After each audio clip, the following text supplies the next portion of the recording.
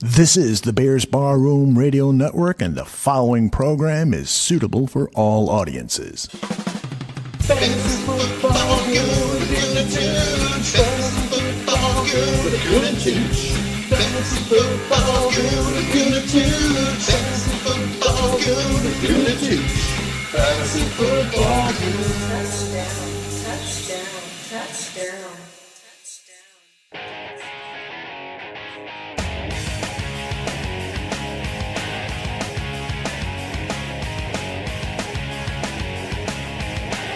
Welcome to the Fantasy Football Goon podcast. Fantasy Football Goon is a part of the Bears Barroom Radio Network. I'm your host, Joe Mandel, the Goon, and joining me as always is John Santucci.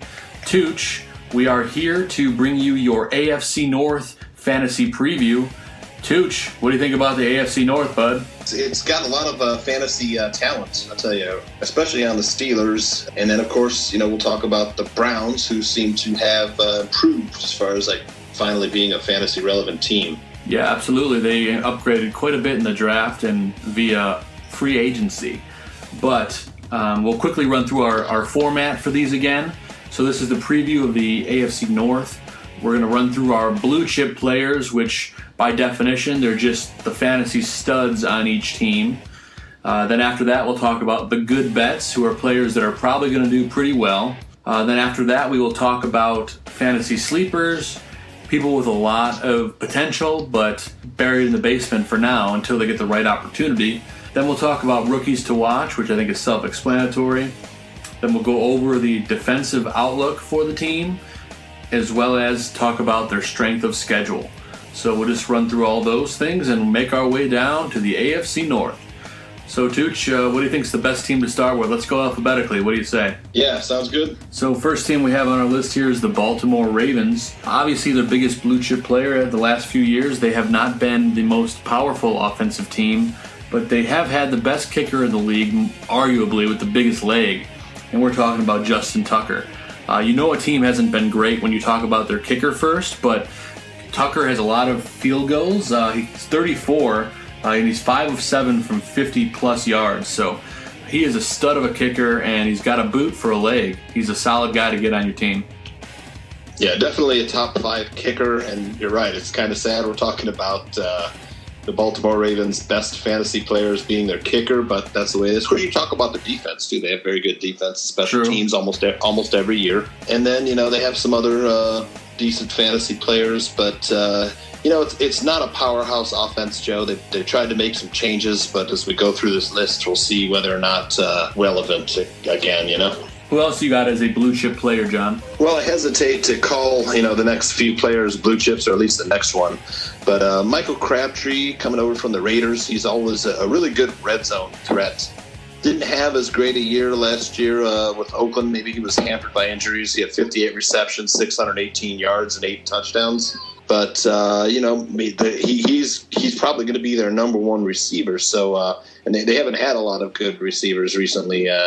And they struggled to find consistency at that wide receiver position. But like we said, we're grasping to find blue chip players on the Ravens. Yeah, for sure. It's been a bit of a desert as of late for fantasy points, but there are some good bets on this squad. A bright spot for the Ravens last year was Alex Collins at running back. And I don't know about you, John, but I have high hopes for him this year.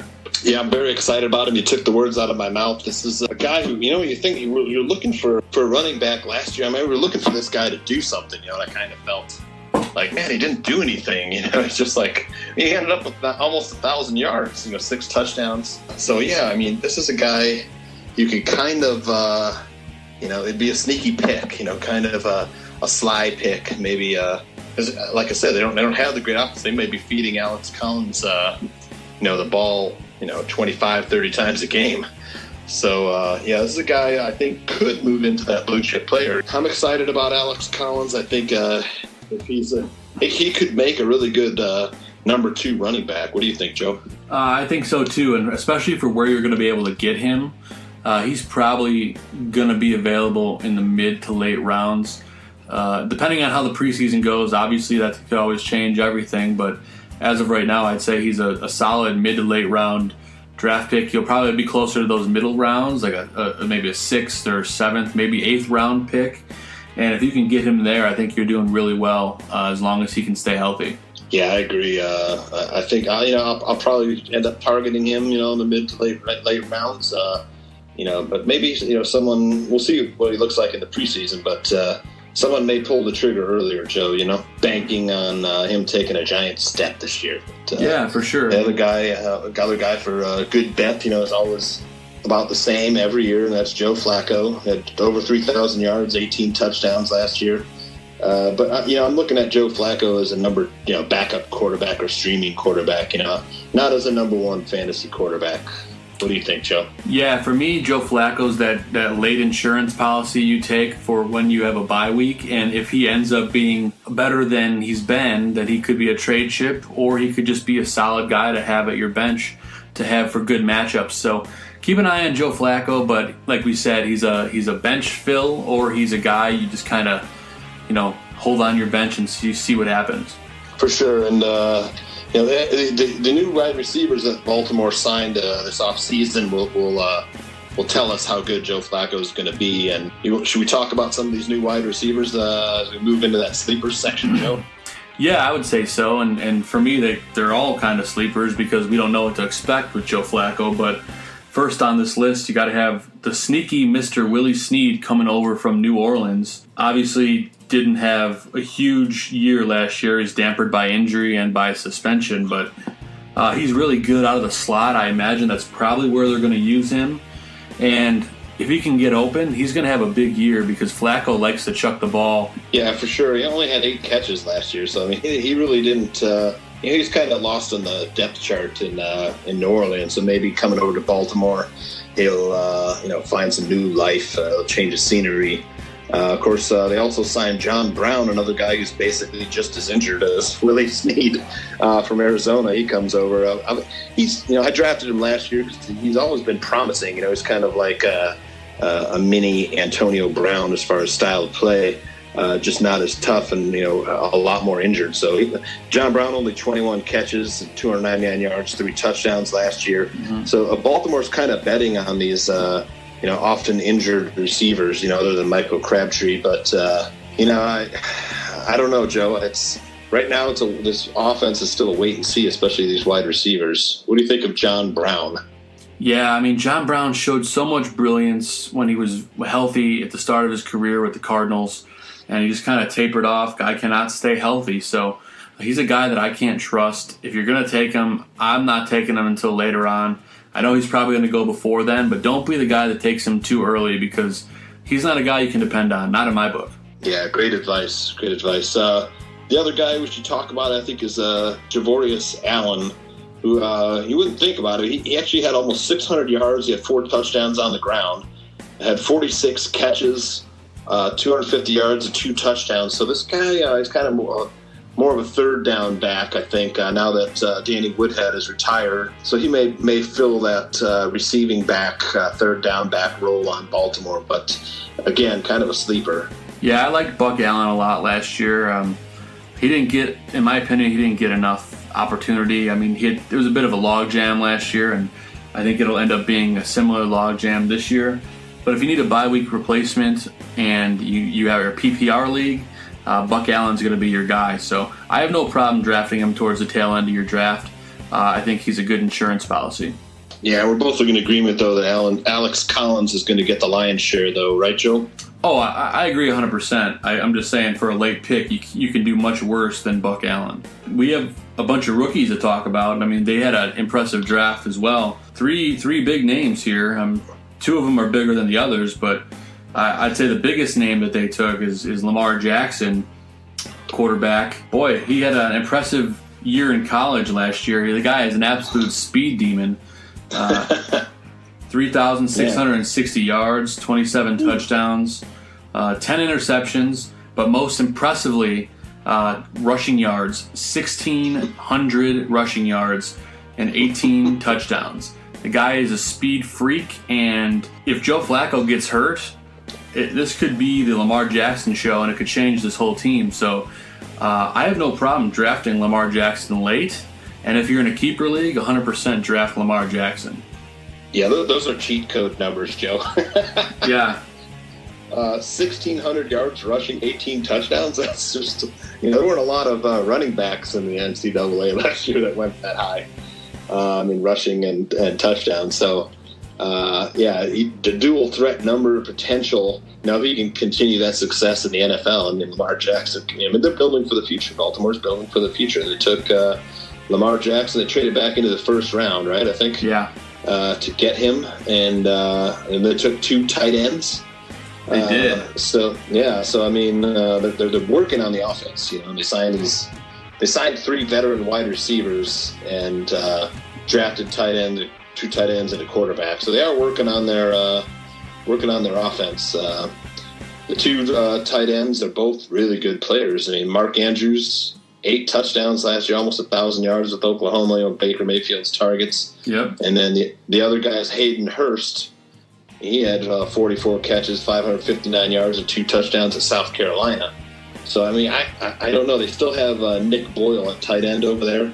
So I think, what do you think we have to wait and see, maybe, Joe, and see who comes out of that pack at tight end. They'll probably run a bunch of double tight end sets. Yeah, I think they will, but I think at the end of the day, it's going to be Hayden Hurst and Mark Andrews. In a podcast, in our rookie podcast earlier this year, I'd mentioned this, that Mark Andrews is going to be a huge sleeper because he's not really on anybody's radar. And he is the all-time receiving yard leader for Oklahoma. Think about that for a second. Think about how many receivers and tight ends have come out of Oklahoma. That's pretty impressive. And both him and Hayden Hurst are big targets. So I imagine it could be like a Gronk, Aaron Hernandez kind of situation here. And I don't have a problem drafting either guy. I think Hayden Hurst will probably go a little bit higher, but for a value pick, I have no problem picking Mark Andrews. The kid is so talented. Yeah, he's kind of that fast tight end. He's faster tight end, kind of like Trey Burton on the Bears. Right. Built like that. But yeah, for me, I'd probably wait a little bit to see how these tight ends look. But towards the end of the draft, the 16th round, maybe there's just nothing else out there. I ended up taking Evan Ingram last year in this 15th round. Yeah, that worked out pretty well for you, I'd say. That worked out great. So maybe Mark Andrews or Hayden Hurst has a year like that. And Ravens have a fairly easy schedule, though. And they've got a good defense, a good special team. So, if you're drafting defense late, you could do a lot worse than the Baltimore defense. Yeah, for sure. And you and I always take defense late. We take it before a kicker, but not too much earlier, depending on the team you want. But Baltimore is a good kind of sneaky defense to keep your eye on.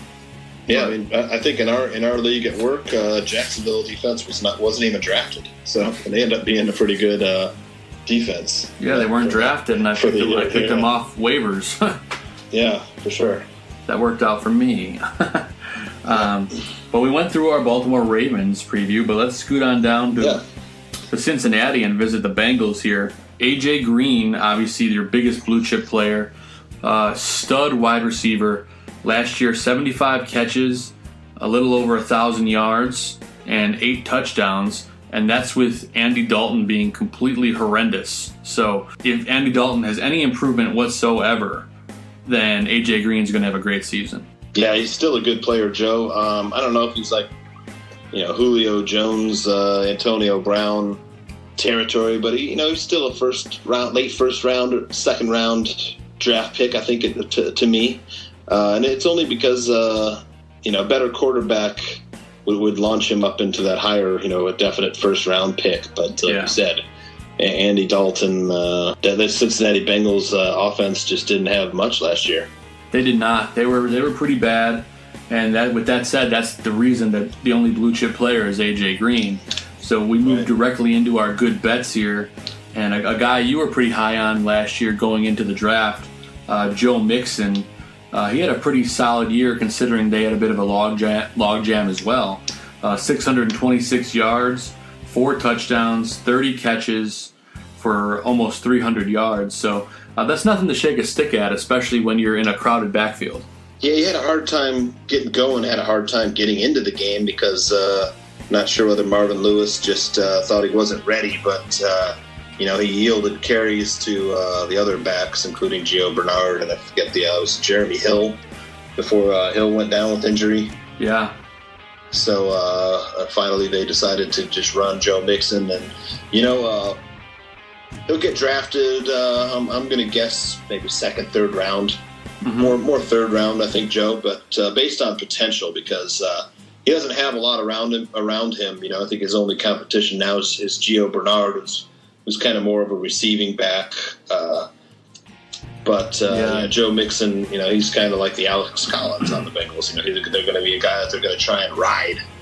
I think so. I think he'll be a good second running back, maybe a third running back, but probably not a first, lead running back on your number one running back on your bench or on your squad.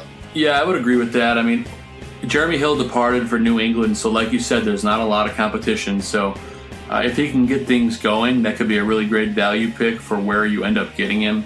So just keep your eye on Joe Mixon. Hopefully he can stay healthy through the preseason, and then he might make things interesting during the regular season. Another good bet here is a guy that's been as about wildly inconsistent as you could ever imagine. Andy Dalton. Right.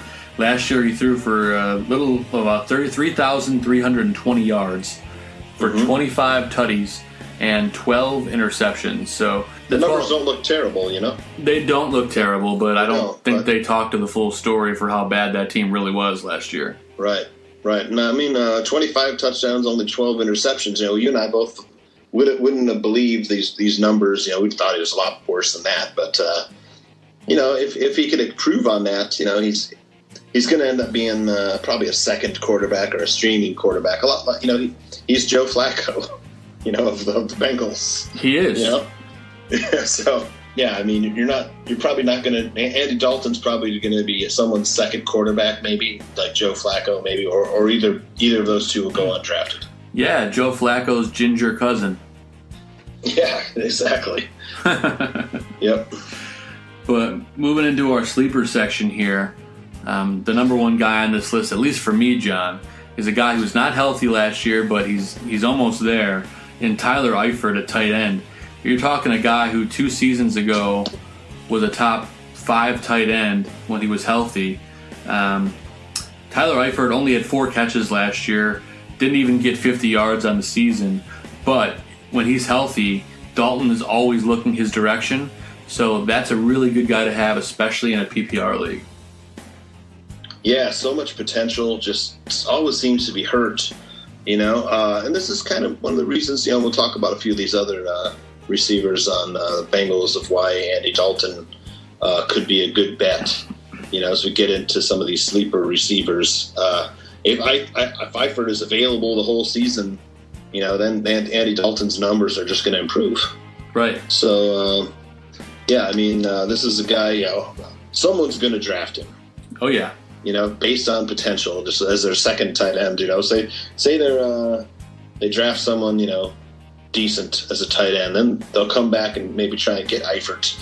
And then if Eifert starts having a good year, try and move him for picks or for other players. But, I mean, this is a guy, if he can stay healthy, he's going to be up in that, top 10, top 15 tight ends.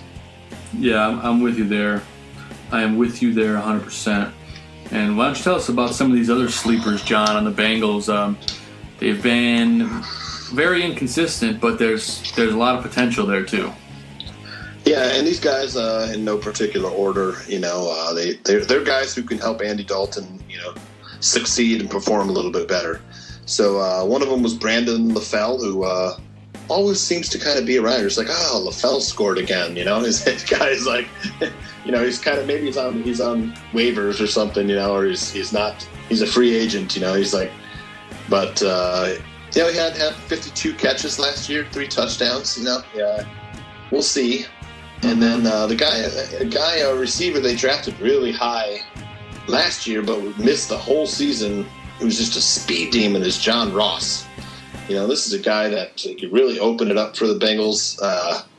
With Ross and A.J. Green, that would they really could improve Andy Dalton's number if John Ross is running fast routes. He was a guy that was just really fast and really a really high potential receiver coming out of Washington last year. Just missed the whole season. So unknown. Maybe some people, he's not on anybody's radar, and that's someone you could get. Hey, I need my 4th or 5th receiver. I'm going to take a flyer on this guy. What do you think of John Ross, Joe? Yeah, I mean, that's the kind of pick that if it pans out, he's the guy that helps you win your championship, right? A guy that no one thought about last year, a guy who's on nobody's radar this year, and then boom, out of nowhere, has a big game, is a big part of that offense. And, I mean, you have A.J. Green taking all that double coverage, so, John Ross is going to get a lot of single coverage, and he's going to have some wide open plays. So if he's healthy, look out. Yeah, and then, the last guy on our sleeper list is Gio Bernard, who, always seems to be pretty solid. Of course, they had the log jam at running back last year, but, Bernard had 43 catches last year. So without any of the other guys around and maybe spelling Joe Mixon and coming in on third downs as a receiving back could improve on those numbers. Had 4 total touchdowns, 2 rushing, 2 receiving last year. Maybe he adds a couple more and he's a flex player or a bye-week fill-in for you. But, if Joe Mixon goes down, of course, his numbers would improve. Yeah, and like we said, Gio Bernard, always more value in a PPR league. So if you're working in PPR, definitely grab Gio Bernard. He has a lot of potential to get more than he had last year. Only 43 catches is nothing to shake a stick at, but I think that number goes higher this year. I think he's closer to the 55-60 range. Yeah, I do too. I'm right with you there. And then they did have one guy I'm kind of looking at here, another guy who could improve Dalton's numbers. This is a big rookie. This guy's like 6'5", 240. He's built more like a tight end. His name's Auden Tate. He had 10 touchdowns last year at Florida State on only 40 catches. Wow. So we'll see. Maybe he's like a big red zone tight end, especially if Tyler Eifert isn't around. I'm thinking this guy's kind of like going to have the Ricky Seals-Jones effect, Right. If you remember, Ricky Seals-Jones had like 2 or 3 big weeks towards the end of the season. Maybe this Auden Tate is kind of like that too.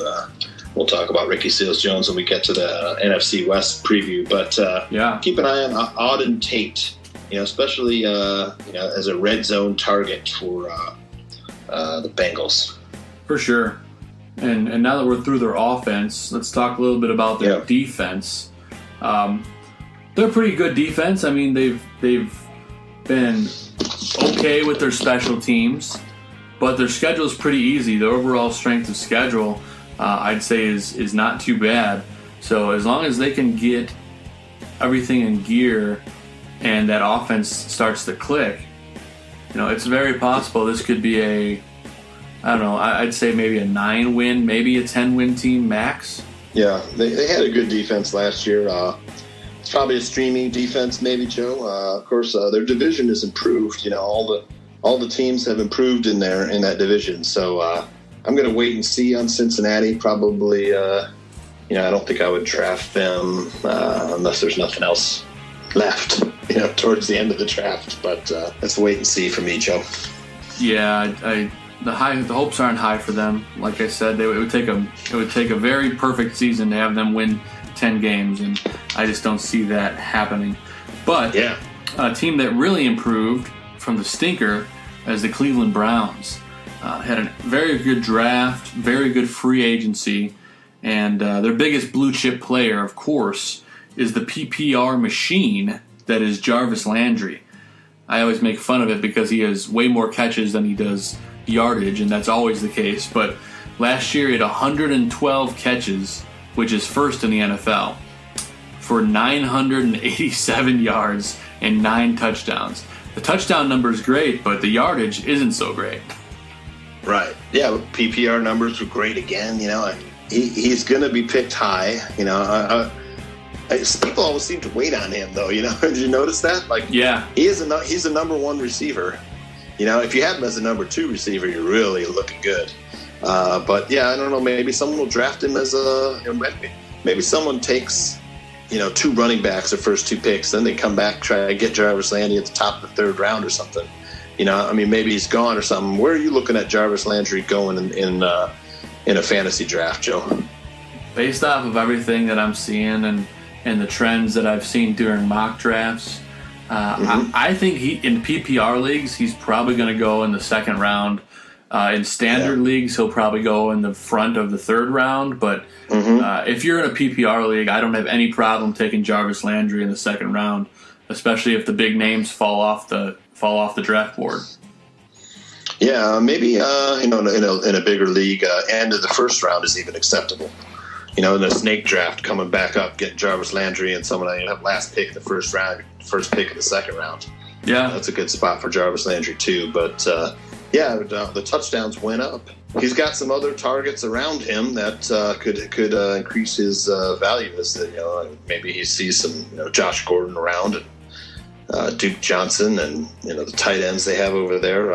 Maybe he sees a little bit more single coverage. Jarvis Landry, of course, does most of his damage out of the slot. So Jarvis Landry, I think, is destined for another fairly good season, man. Really good season. Yeah, I'd say so too. And along with having a better wide receiver core, you also have better quarterbacks. In free agency, the Browns picked up Tyrod Taylor, and he is a good bet. He's been very solid in his career. He hasn't had the most talent around him. I would say this is probably the most talent he's had on a team yet. But Tyrod Taylor last year for Buffalo, 2,800 yards, 14 touchdowns, only 4 interceptions, and he rushed for 427 yards for 4 rushing touchdowns as well. So Tyrod Taylor quietly had a very nice season on a Buffalo Bill team that somehow made the playoffs, but they weren't really as good as they looked on paper. But Tyrod Taylor, put him with all his talent, I think you're looking at a very good fantasy quarterback and someone that Baker Mayfield can learn a lot from. Yeah, and if Baker Mayfield doesn't take over for him at some time, Tyrod Taylor, I'm sure it's his starting job to lose. But, man, Baker Mayfield sure had some impressive college numbers, and we'll get to that later, of course. But, Tyrod Taylor, I'm sure he would make someone a really good backup quarterback, or someone you draft to back up your starter. Don't know if he's the number one quarterback on a fantasy squad. What do you think, Joe? Is he a number 1 or a number 2? He's definitely a number 2, but he's that guy that you take late that could end up being your number 1 if all the cards fall the right way. So don't invest too much in him, but I think he is filled with talent and he's got a lot to prove this year. Yeah, he does, because they signed a good running back who had a really good season last year, Joe. Carlos Hyde, 938 yards, 8 touchdowns, caught 59 balls, too. So, they also have Duke Johnson in the backfield at 74 catches. So they've got guys that they can running backs they can throw to out of the backfield. So he's got weapons. He also has some good wide receivers, too, which we'll also get to. But Carlos Hyde, a good bet, Joe? I'd say he's a good bet. And between those two guys, Duke Johnson and Carlos Hyde, I'd say the guy whose reception count's going to go down is definitely Duke Johnson. He had 74 grabs last year, so look for that number to go down and Carlos Hyde's maybe to even go up. But that's a great 1-2 punch in that backfield. I like both Carlos Hyde and Duke Johnson. Obviously, I like Carlos Hyde better, but if you can get Duke Johnson later on, Carlos Hyde has been known to get hurt throughout the season. So I think both of these guys are going to get a lot of carries this year. Well, if Carlos Hyde does get hurt, they have a rookie we'll talk about in a second who could fill in for him. Mm-hmm. Another guy in a good bet was, I think he's looked good in the offseason so far, workouts, is Josh Gordon, Joe. I know he's the much troubled, super talented wide receiver on the Bengals. Only came back last year for 18 catches, 335 yards and 1 touchdown, but he missed most of the season suspension. But Josh Gordon and Tyrod Taylor really connect. Man, there's a pretty high ceiling there, Joe. What do you think of Josh Gordon? The guy is an absolute machine. I don't know if you've seen pictures of him, John, but he looks like a statue. He is absolutely ripped. So he worked hard this offseason. I think it's going to pay off on the field. Josh Gordon is probably going to get taken a little higher than you would expect. So if you want him, you're probably going to have to go and get him.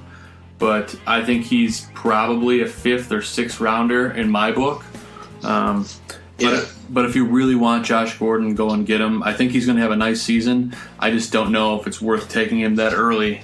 Yeah, could really pay off though, Joe. I don't know what's.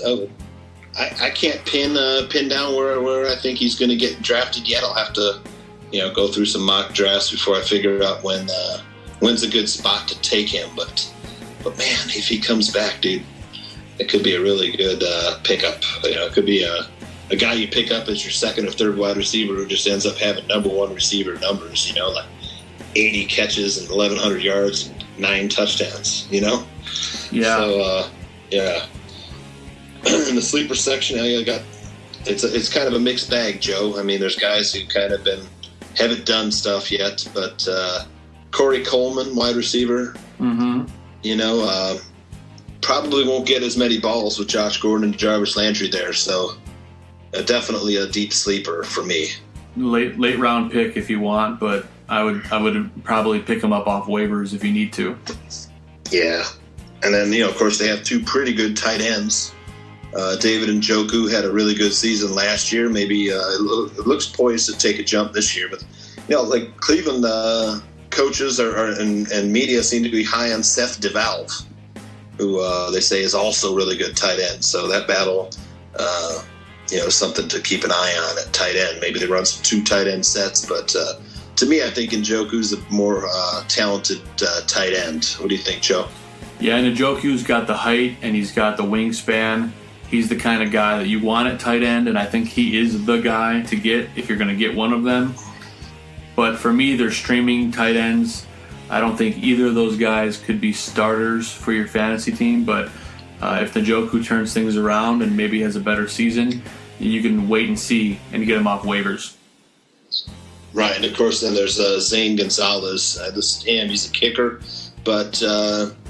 as the Cleveland Browns improve and their offense improves, the kicker, this kicking game could improve as well. He was pretty accurate from 50 yards and beyond.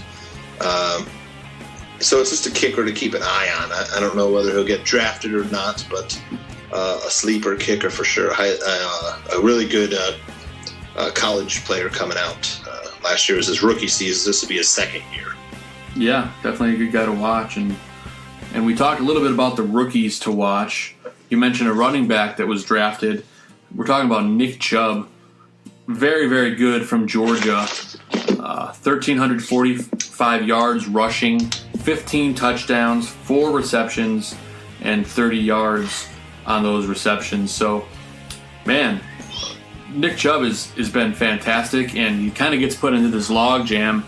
So I don't exactly know what to do with him. I think personally he's more of a wait and see. Unless you're in a keeper or a dynasty league, then go ahead and pick up Nick Chubb. But I think we have to wait and see with Nick Chubb for fantasy purposes. Yeah, especially if Carlos Hyde goes down, I think he's going to get plugged in there right away. I mean, he's just good numbers, 15 touchdowns. That's splitting time with Sony Michel. So yeah, he's a player to keep an eye on. I don't think he'll get drafted.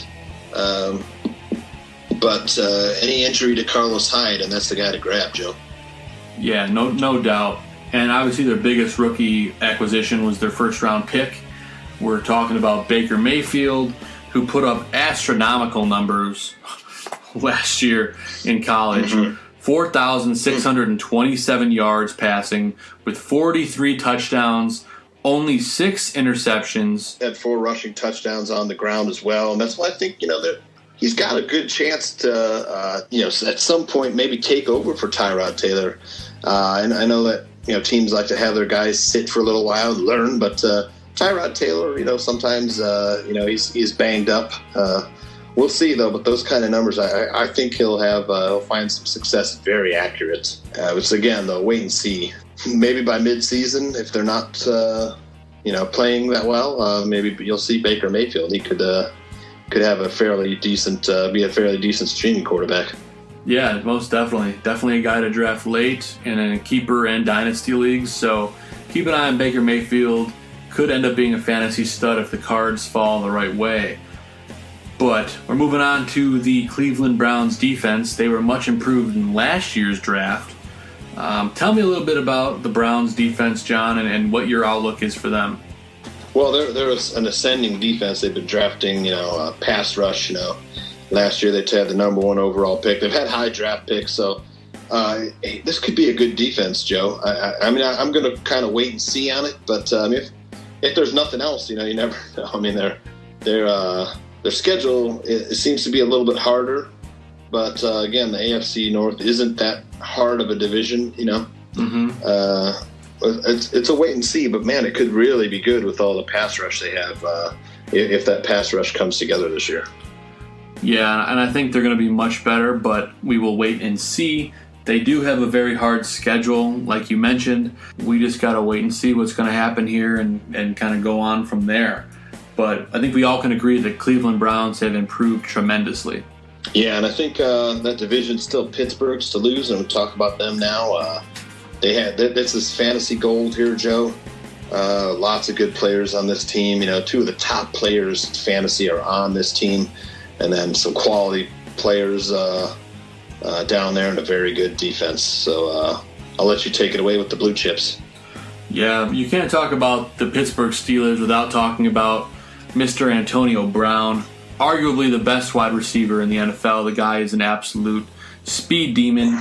You're talking 101 receptions last year, 1,553 yards, and 9 touchdowns. So when you're talking PPR, you have to be talking about Antonio Brown as a top 5 pick. He's going to go off the board probably instantly. He's not going to last very long. And Antonio Brown has been, unstoppable for the last 4 or 5 years.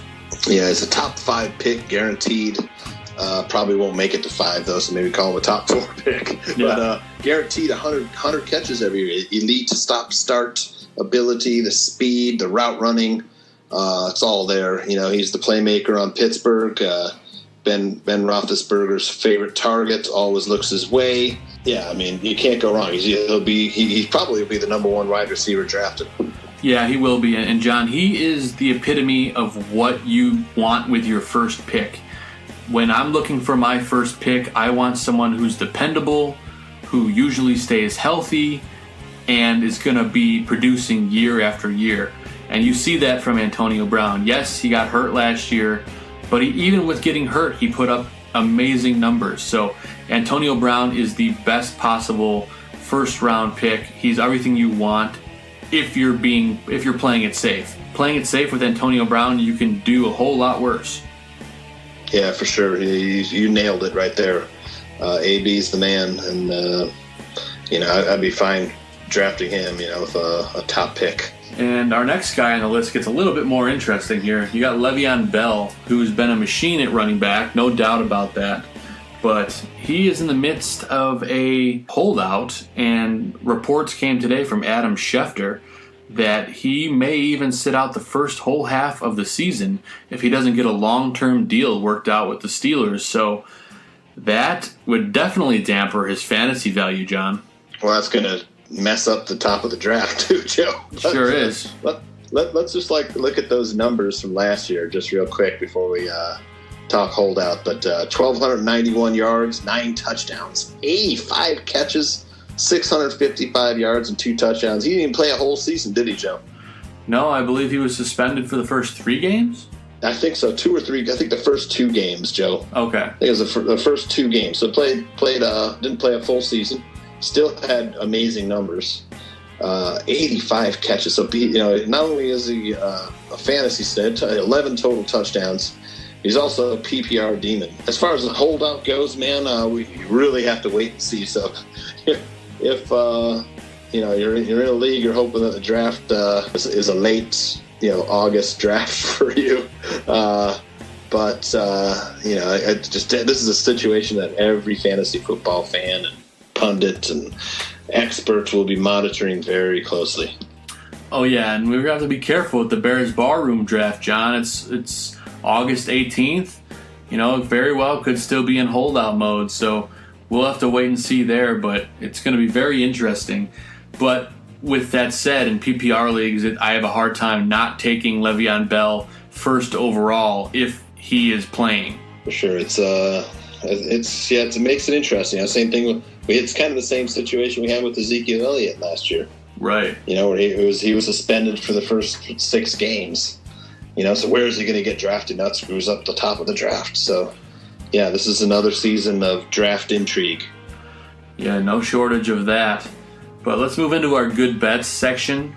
Obviously, at quarterback, you got Ben Roethlisberger, who had a great year considering a lot of people kind of gave him crap, but 4,251 yards, which is incredible, 28 touchdowns, and 14 interceptions. So very solid year out of Big Ben. You know what you're getting with him. He's going to throw out the ball to Antonio Brown, and he's going to get a lot of yardage. So for where you can get Ben Roethlisberger, he's a great value pick. Yeah, and he's got great targets. If we'll talk about this in a minute, if his tight end situation improves, then he's just going to be even better. And they have 2 really good wideouts starters, and they drafted another one who we'll also talk about. So they've improved their offense, Joe. The guy opposite Antonio Brown also had a great rookie season. Yes, he did. And I was lucky enough to get him on my fantasy team. I am talking about Juju Smith-Schuster. The kid was phenomenal last year, and that's with Martavis Bryant non-existent. So with him this year fully in this offense, I'm expecting great things. Yeah, almost 1,000 yards on only 58 catches, and he had 7 touchdowns as a rookie. So that was a good sleeper pick last year, paid off, and he's up in the good bets this year.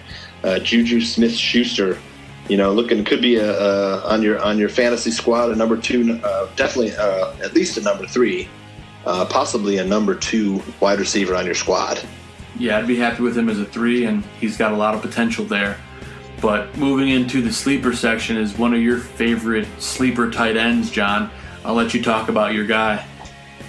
Yeah, it's the guy that's really fast. I mean, you saw him run down Marcus Cooper of the Bears, who slowed up on an interception before he got to the end zone, and Vance McDonald slapped the ball away. No touchdown on the defense. No defensive score there. But Vance McDonald had a lot of potential in San Francisco. Injured a lot. San Francisco got rid of him.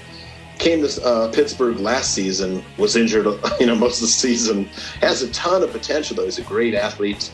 If he's healthy this year and he stays healthy, Vance McDonald could be that kind of Travis Kelce light receiver that could really improve Pittsburgh's offense. Just another weapon for Big Ben. Antonio Brown, Juju Smith-Schuster, and Vance McDonald. 3 weapons going out. Le'Veon Bell catching the ball. That's 4 good weapons on any down from a standard set. So I like Vance McDonald as a sleeper. Sneaky pick. Mm-hmm. Maybe as your backup tight end. But they did have another good tight end there, too. Not like a speed demon like him, but he had some good numbers, didn't he, Joe?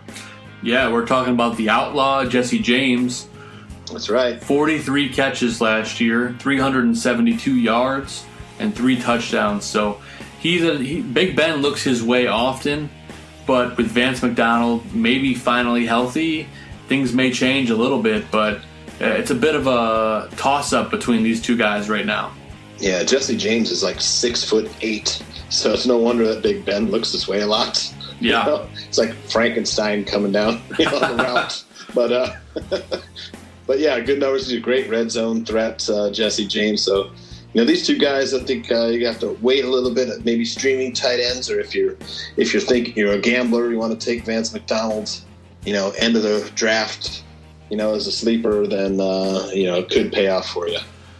Yeah, I think so. So just keep an eye on those 2 guys. And our last sleeper pick here, and it's a kicker, so it's easy to put a kicker as a sleeper, but Chris Boswell did actually pretty well last year. I mean, he had 35 field goals, and he was perfect from 50 yards or more. He only kicked 4 kicks from beyond 50 yards, but he nailed all of them. So when you're looking for a kicker late in the draft, last round, it's not a bad pick. Yeah, I had him on my squad last year, and with that good offense in Pittsburgh, he's not a bad kicker to consider. He did great for me last year when I had him on limited duty. I kind of flipped around my kickers, got rid of them, picked them up. I was streaming kickers for the most part last season, but Chris Boswell stuck on my squad for a good 4, 5, 6 games and did pretty well for me. Yeah, for sure. Definitely a great kicker. And we got some rookies to watch here. Well, we got one rookie we want to watch, and we're talking here about James Washington. Tell me a little bit more about him, John. Yeah, this is the guy that's taken Martavis Bryant's place as a big play deep threat. Last year was with Baker Mayfield in Oklahoma.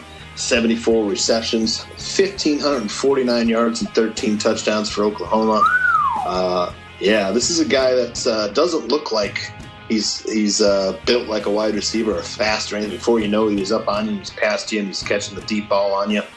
A good wide receiver to keep an eye on for as a rookie, especially, he looks like he could be the number 3 receiver there. So, maybe they move Antonio Brown into the slot on third down, or Juju Smith-Schuster in the slot, and Washington's outside and end up running a fly. So, James Washington definitely a rookie to watch with all these weapons on Pittsburgh. You never know. Be like Juju Smith-Schuster, he could have a similar season, maybe not quite as good as the season that Smith-Schuster had last year, but definitely a big play threat. So maybe one of those guys that you flex in, and he catches. He just had one or 2 weeks where he just 100 yards and 2 touchdowns, deep balls or something, or 100 yards and a touchdown and maybe 5 catches, or 3 long balls. I don't know. He's definitely a player to keep an eye on. For sure. And let's talk a little bit about their defense, John. They are a very good defense. TJ Watt was fantastic last year, and their schedule is really easy. So this is a very good defense. I think they're probably going to end up being potentially a top 5 defense. I'd say they're for sure top 10. And I think they're a team that you're going to have to watch, because I think these guys are going to be excellent on defense, and I think they're going to take a big step forward. I do too. I like this defense. They've improved. Last season they were a good defense too. Of course, they're going to miss Ryan Shazier in the middle there, but I think they'll still be a good defense. Like you said, the schedule is easy. They play in a fairly easy division, and it's their division to lose. I think still. I expect them to come out on top of that division. That defense, though, it's definitely a draftable defense, Joe. Oh, yeah, no doubt about that. Definitely top 10 potential, so I love what I see in them. And look at that, John. We worked our way through the AFC North, and we are just getting closer and closer to football season, so I cannot wait. Especially we got our draft starting to get planned out now, man. It's time. Yeah, we're getting close. Of course, next Fantasy Football 2018 preview will be NFC East, I think, Joe. Yeah, so we're doing the NFC East, and there's a lot to talk about. Exciting rookie running back by the name of Saquon Barkley. Yeah, it'll be good to talk NFC East fantasy, AFC North in the bag. AFC North's in the bag, and thank you for tuning in to the Fantasy Football Goon podcast. Make sure you follow us on Twitter at FFBGoon. We answer all questions all season long. Make sure you follow me personally at Joe Mandel. And then make sure you follow John. John, where can they find you? At @Santucci_John. And then make sure you follow our friends at Bears Barroom. Also check out their podcast. It's really great. Tons of great Bears content. If you love football, you're going to love that. And we also have an Instagram page, so make sure you like us and follow us on Instagram. Like us on Facebook. And just make sure you subscribe to us on YouTube, SoundCloud, and on Apple Podcasts. So we're all over the place. Hopefully you check us out. Thanks again for tuning into the Fantasy Football Goon podcast. Tooch, thanks for joining me as always. Oh, it was my pleasure. Let's do it again soon. We'll do it again very soon. We'll see you guys on the gridiron, and I have a new sign off. God bless America, God bless football, and let's kick some ass. I love it.